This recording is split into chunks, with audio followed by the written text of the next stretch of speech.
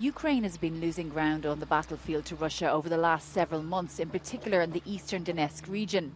Although the United States finally agreed to dispatch $61 billion of military support, the Ukrainian army says it'll be enough just to hold the front line and only potentially recoup some lost ground in the future. The situation has deteriorated in large part due to a serious shortage of ammunition and weapons from Western allies, where Ukrainian forces say they've been rationing bullets with an estimated ratio of around 2,000 rounds a day to the Russians' 7,000 rounds. Effectively, all the ground that's lost is more difficult. So you have to fight back over that ground. But I think also the calculation in Putin's mind has slightly changed to say, well, the tactics that we're using, they're brutal, quite frankly, but we're making ground.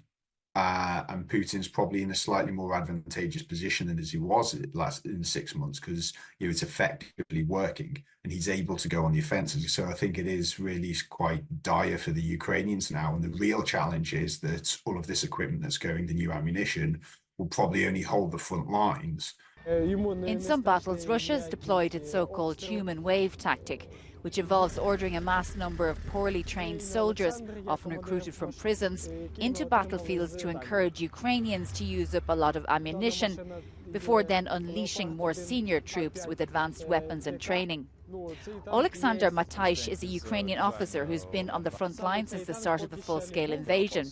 He fought in Bucha and in the east, and his battalion fought in Avdiivka. Oh, that's lovely. I'm on the river. Yeah. Hold on.